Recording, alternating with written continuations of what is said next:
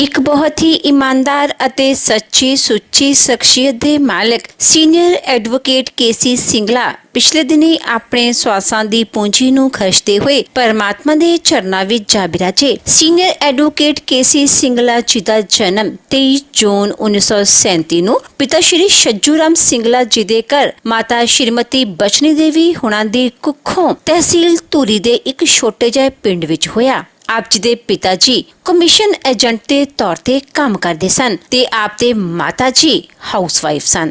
ਆਪ ਜੀ ਦੀਆਂ ਦੋ ਵੱਡੀਆਂ ਭੈਣਾਂ, ਇੱਕ ਵੱਡਾ ਭਰਾ, ਇੱਕ ਛੋਟਾ ਭਰਾ ਤੇ ਇੱਕ ਛੋਟੀ ਭੈਣ ਸਨ। ਆਪ ਜੀ ਬਚਪਨ ਤੋਂ ਹੀ ਬਹੁਤ ਹੀ ਮਿਹਨਤੀ ਅਤੇ ਹੋਣਹਾਰ ਪ੍ਰਤਿਭਾ ਦੇ ਮਾਲਕ ਸਨ। ਆਪ ਜੀ ਨੇ ਆਪਣੀ 10ਵੀਂ ਤੱਕ ਦੀ ਪੜ੍ਹਾਈ government senior secondary school Dhuri ਤੋਂ ਸਨ 1953 ਵਿੱਚ ਪਾਸ ਕੀਤੀ। ਉਸ ਤੋਂ ਬਾਅਦ ਗਵਰਨਮੈਂਟ ਇੰਸਟੀਚਿਊਟ ਤੋਂ ਗਿਆਨੀ ਕੀਤੀ। ਆਪ ਜੀ ਉਰਦੂ ਦੇ ਚੰਗੇ ਗਿਆਤਾ ਸਨ। ਸਨ 1955 ਵਿੱਚ ਆਪ ਜੀ ਆਪਣੇ ਮਾਮਾ ਸ਼੍ਰੀ ਰਾਮ ਲਾਲ ਗੁਪਤਾ ਜੀ ਕੋਲ ਚੰਡੀਗੜ੍ਹ ਗਏ ਅਤੇ ਉੱਥੇ ਆਪ ਜੀ ਨੇ PWD ਵਿੱਚ ਓਵਰਸੀਅਰ ਦੀ ਨੌਕਰੀ ਦੀ ਸ਼ੁਰੂਆਤ ਕੀਤੀ। ਆਪ ਜੀ ਬਹੁਤ ਹੀ ਮਿਹਨਤੀ ਸਨ ਅਤੇ ਆਪ ਜੀ ਆਪਣੇ ਹਰ ਕੰਮ ਨੂੰ ਬਹੁਤ ਹੀ ਲਗਨ ਨਾਲ ਕਰਿਆ ਕਰਦੇ ਸਨ। ਆਪ ਜੀ ਨੇ ਪੰਜਾਬ ਯੂਨੀਵਰਸਿਟੀ ਚੰਡੀਗੜ੍ਹ ਤੋਂ ਇਵਨਿੰਗ ਲਾਅ ਕਲਾਸਿਸ ਜੁਆਇਨ ਕਰਕੇ ਆਪਣੀ ਲਾਅ ਦੀ ਪੜ੍ਹਾਈ ਪੂਰੀ ਕੀਤੀ। ਆਪ ਜੀ ਨੇ ਆਪਣੀ ਜ਼ਿੰਦਗੀ ਵਿੱਚ ਬਹੁਤ ਹੀ ਉਤਰਾਵ ਚੜਾਵ ਦੇਖੇ। ਆਪ ਜੀ ਨੇ ਆਪਣੀ ਲਾਅ ਦੀ ਡਿਗਰੀ ਸਨ 1964 ਵਿੱਚ ਪੂਰੀ ਕੀਤੀ ਅਤੇ ਪਟਿਆਲੇ ਵਿਖੇ ਆ ਕੇ ਆਪਣੀ ਪ੍ਰੈਕਟਿਸ ਦੀ ਸ਼ੁਰੂਆਤ ਕੀਤੀ।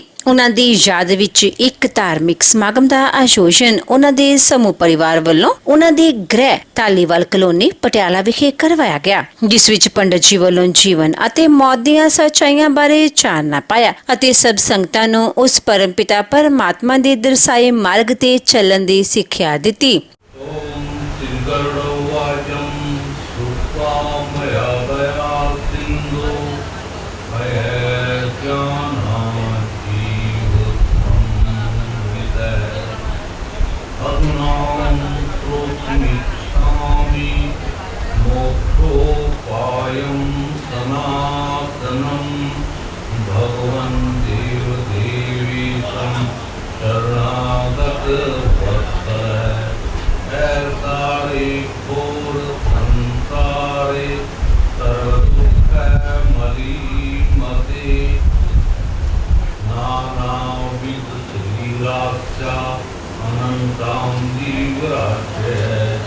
जायन्ते च नियन्ते च तेषां मनसो न विद्यते तदा दुःखदारेवं न सुखिं विद्यते क्वचित् केनाउपायेन मोक्षस्य मोक्षं वद मे प्रभु। श्रीभगवानुवाचं शृणं ताक्षं प्रवक्ष्यामि जन्मात्मं परिपच्छति यस्य स्वरमात्रेण ਆਪ ਜੀ ਦਾ ਵਿਆਹ 17 ਅਪ੍ਰੈਲ 1967 ਨੂੰ ਸ਼੍ਰੀਮਤੀ ਕੈਲਾਸ਼ ਸਿੰਗਲਾ ਜੀ ਹੁਣਾਂ ਨਾਲ ਹੋਇਆ। ਵਿਆਹ ਉਪਰੰਤ ਚਾਹੇ ਆਪ ਜੀ ਆਪਣੀ ਲਾਈਫ ਵਿੱਚ ਬਹੁਤ ਵਿਅਸਤ ਸਨ, ਪਰ ਆਪ ਜੀ ਨੇ ਆਪਣੀਆਂ ਪਰਿਵਾਰਕ ਜ਼ਿੰਮੇਵਾਰੀਆਂ ਨੂੰ ਬਖੂਬੀ ਨਿਭਾਇਆ। ਆਪ ਜੀ ਦੇ ਘਰ ਦੋ ਬੱਚਿਆਂ, ਇੱਕ ਬੇਟੀ ਮੀਨੂ ਅਤੇ ਇੱਕ ਬੇਟੇ ਮਨੋਜ ਨੇ ਜਨਮ ਲਿਆ। ਆਪ ਜੀ ਨੇ ਆਪਣੇ ਬੱਚਿਆਂ ਨੂੰ ਚੰਗੇ ਸੰਸਕਾਰ ਦਿੱਤੇ, ਖੂਬ ਪੜ੍ਹਾਇਆ ਲਿਖਾਇਆ ਅਤੇ ਸਮਾਜ ਦੇ ਚੰਗੇ ਨਾਗਰਿਕ ਬਣਾਇਆ। ਆਪ ਜੀ ਦੀ ਪਤਨੀ ਨੇ ਵੀ MA B.Ed ਦੀ ਡਿਗਰੀ ਹਾਸਿਲ ਕੀਤੀ ਅਤੇ ਮਿਊਨਿਸਪਲ ਕਮੇਟੀ ਪਟਿਆਲਾ ਵਿਖੇ 6 ਸਾਲ ਕੌਂਸਲਰ ਰਹੇ। ਆਪਣੀ ਮਿਹਨਤ ਅਤੇ ਲਗਨ ਅਤੇ ਇਮਾਨਦਾਰੀ ਦੀ ਬਦੌਲਤ ਆਪ ਜੀ ਸ਼ਹਿਰ ਵਿੱਚ ਇੱਕ ਨਾਮਵਰ ਸ਼ਖਸੀਅਤ ਬਣ ਗਏ। ਆਪ ਜੀ ਨੇ ਆਪਣਾ ਕੰਮ ਬਹੁਤ ਸਾਰੇ ਬੱਚਿਆਂ ਨੂੰ ਸਿਖਾਇਆ। ਆਪ ਜੀ ਨੇ ਆਪਣੇ ਕੰਮ ਵਿੱਚ ਇੰਨੀ ਮਿਹਨਤ ਕੀਤੀ ਕਿ ਸਨ 1970 ਵਿੱਚ ਆਪ ਨੇ ਲਗਜ਼ਰੀ ਕਾਰ ਖਰੀਦੀ, ਜੋ ਉਸ ਸਮੇਂ ਵਿੱਚ ਕਿਸੇ ਵਿਰਲੇ ਕੋਲ ਹੀ ਹੁੰਦੀ ਸੀ। 1978 ਵਿੱਚ ਆਪ ਜੀ ਨੇ ਆਪਣੇ ਸੁਪਨਿਆਂ ਦਾ ਘਰ ਬਣਾਇਆ। ਆਪ ਜੀ 20 ਸਾਲ ਤੋਂ ਵੱਧ डिस्ट्रिक्ट बार एसोसिएशन ਦੇ ਪ੍ਰਧਾਨ ਦੇ ਅਹੁਦੇ ਤੇ ਵੀ ਰਹੇ। ਆਪ ਜੀ ਨੇ ਇੰਨਾ ਨਾਮਣਾ ਖਟਿਆ ਕਿ ਜੋ ਲੋਕ ਆਪ ਜੀ ਨੂੰ ਮਿਲੇ ਨਹੀਂ ਸਨ, ਉਹ ਆਪ ਜੀ ਨੂੰ ਆਪ ਜੀ ਦੇ ਨਾਮ ਵਜੋਂ ਜਾਣਦੇ ਸਨ। ये बुरा कर्म है, इसके करने से बुरा फल मिलता है। हर मनुष्य को ये भी ज्ञान है कि गरुड़ पाप और जो पुण्य है, पाप और जो पुण्य का जो फल है वो हर लोक में भोगना पड़ता है। पाप पुण्य का जो फल है इस मृत्यु लोक में भी भोगता है और फल लोक में भी जाकर के पाप और पुण्य का फल भोगता है। और मनुष्य को ये भी ज्ञान है कि गरुड़ बिना भोगे पाप कर्म क्षीण नहीं होते। पाप का फल भी भोगता है मनुष्य और पुण्य का फल भी भोगता है। पर हे गरुड़, मनुष्य को ये भी ज्ञान है, ये जो मनुष्य का जो चोला है, जो मनुष्य का जो चोला है, ये जीव को बड़ी कठिनता से प्राप्त होता है। ਚਾਹੇ ਆਪ ਜੀ ਹਮੇਸ਼ਾ ਕੰਮਾਂ ਵਿੱਚ ਰੁੱਝੇ ਰਹਿੰਦੇ ਸਨ, ਪਰ ਪਰਿਵਾਰ ਪ੍ਰਤੀ ਜ਼ਿੰਮੇਵਾਰੀਆਂ ਆਪ ਜੀ ਨੇ ਬਖੂਬੀ ਨਿਭਾਈਆਂ। ਆਪ ਜੀ ਨੇ ਆਪਣੇ ਬੱਚਿਆਂ ਦੀਆਂ ਸ਼ਾਦੀਆਂ ਚੰਗੇ ਘਰਾਣਿਆਂ ਵਿੱਚ ਕਰਵਾਈਆਂ। ਆਪ ਜੀ ਨੇ ਆਪਣੀ ਬੇਟੀ ਮੀਨੂ ਦੀ ਸ਼ਾਦੀ ਸ਼੍ਰੀ ਸੁਬੀਰ ਗੋਇਲ ਜੀ ਨਾਲ ਅਤੇ ਬੇਟੇ ਮਨੋਜ ਸਿੰਗਲਾ ਦੀ ਸ਼ਾਦੀ ਸ਼ਾਲੂ ਸਿੰਗਲਾ ਜੀ ਨਾਲ ਕਰਵਾਈ। ਆਪ ਜੀ ਦੀ ਫੁਲਵਾੜੀ ਇਸ ਸਮੇਂ ਪੋਤਰੇ ਪੋਤਰੀਆਂ ਦੋਤੇ ਦੋਤੀਆਂ ਨਾਲ ਮਹਿਕ ਰਹੀ ਹੈ। वो 120 साल तक इस पंच भौतिक चोले में रहता है। हमारे ऋषि मुनियों ने हमारे जो जीवन की गणना है, आयु की जो गणना है, वो कितनी बताई? 120 वर्ष बताई। मनुष्य की आयु कितनी है? 120 वर्ष। क्योंकि जब हम ज्योतिष में जन्म पत्री तैयार करते हैं तो उसमें 20 महादशा लगती है, 120 साल की महादशा लगती है। तो भगवान कहते हैं हे गरुड़, जो जीवात्मा 120 साल तक इस पंच भौतिक चोले में रहते हुए भी इस पंच भौतिक चोले से किसी प्रकार का कोई प्रेम भाव नहीं करता और देखता है ये शरीर तो जीर्ण हो गया है, पूरा तत्व हो गया है, अब रहने के लायक नहीं है।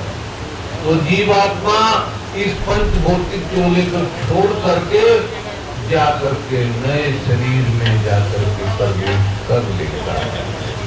भगवान ने तो ऐसे बताया है हे गरुड़, जैसे मनुष्य की स्थिति है वैसे ही इस शरीर में जीवात्मा की स्थिति है। मनुष्य जो है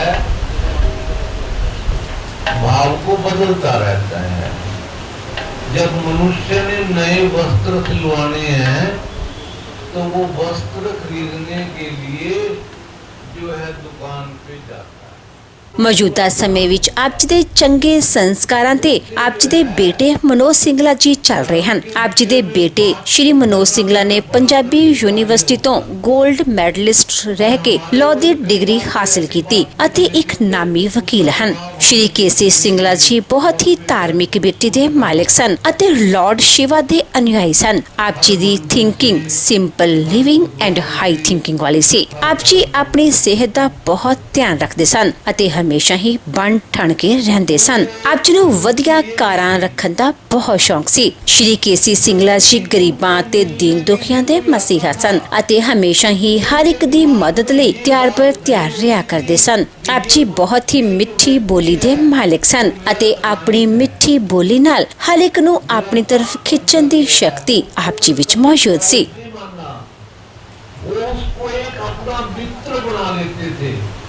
हर व्यक्ति को 2 मिनट में वो मित्र बना लेते, बड़े से बड़े व्यक्ति को भी वो प्रभावित कर लेते थे और अपने संपर्क में ले लेते। वही प्रवृत्ति आज हमारे ये उनके पुत्र जो मनोज जी हैं, इनमें भी वही प्रवृत्ति है। ये भी हर व्यक्ति को अपना बना लेते हैं 2 मिनट में। श्रद्धा तो रखते ही हैं, परंतु आज उसी प्रकार जैसे सिंगला साहब करते थे, केसी सिंगला जी, वो सबसे पहले चाय पिलाते थे, पानी पूछते थे, पानी के बाद चाय, कहाँ से आए, कैसे आए, उनको पूछते थे, पहचान लेते थे। इतना ज्ञान था उनको, ये दूर से आया और इसने खाना भी नहीं खाया, तो एकदम से बोलते कि पहले आप खाना खाओ। खाना खा करके फिर उसकी बात पूछते थे आपको क्या प्रॉब्लम है, और उसकी प्रॉब्लम जो जैसे पिता पुत्र की प्रॉब्लम हल कर देता है, इसी प्रकार वो अपने प्रेमियों की समस्याओं को हल करते थे। ना घर तेरा ना घर मेरा, चिड़िया रेन बसेरा। यहाँ किसी का कुछ नहीं रहा। राजा महाराजा इतने बड़े बड़े किले स्थापित करके उनको भी एक ना एक दिन शरीर को त्याग करके वैकुंठ को जाना पड़ा। यह मृत्यु लोक तो केवल कर्मों के करने के लिए एक आधार है कि हम इस मृत्यु लोक में, इस मनुष्य जीवन में आए हैं तो कुछ ऐसा करके जाएं कि लोग हमें याद करें। धन और दौलत, बैंक बैलेंस, सारा कुछ यहीं पर रह जाना है। चाहे तो आप 1000 गज की बिल्डिंग बना लो, चाहे 50 लाख रुपए आप कमा लो, करोड़ों कमा लो, परंतु अंत में आपकी जब सांसें पूर्ण होंगी तो आपके साथ में केवल धर्म ही जाएगा, आपका सत्कर्म ही आपके साथ में जाएगा। जिस प्रकार से हमें इस लोक में, इस भूखंड में, इस धरा पर अपने शरीर को चलाने के लिए भोजन की आवश्यकता पड़ती है और भोजन को खरीदने के लिए हमें धन की आवश्यकता पड़ती है, उसी प्रकार जब हम इस पंच तत्व शरीर को छोड़ देते हैं तो हमें अपने कर्मों की सदगति से ही हमें आगे का मार्ग प्राप्त होता है। हरि ओम जगदीश हरि, जो ध्यावे फल पावे, दुख विनसे मन का स्वामी, दुख विनसे मन का, सुख संपत्ति घर आवे, धन आनंद घर आवे, कष्ट मिटे तन का। हरि ओम जय जगदीश हरि, तुम पूरन परमात, तुम अंतर्यामी, स्वामी तुम अंतर्यामी। ओम जय जगदीश हरि, तुम करुणा के सागर, तुम पालन करता, स्वामी तुम रक्षा करता। मैं मूरख फल पानी, मैं सेवक प्रभु स्वामी, कृपा करो भरता। हरि ओम जय सदा वसंतम हृदयारविंदे भवं भवामि कृतं नमामि। त्वमेव माता च पिता त्वमेव, त्वमेव बन्धुः च सखा त्वमेव, त्वमेव विद्या द्रविणं त्वमेव, त्वमेव सर्वं मम देव देव। ओम पितृदेवतां देवो शान्तिरन्तरिक्षं शान्तिः, पृथिवी शान्तिराप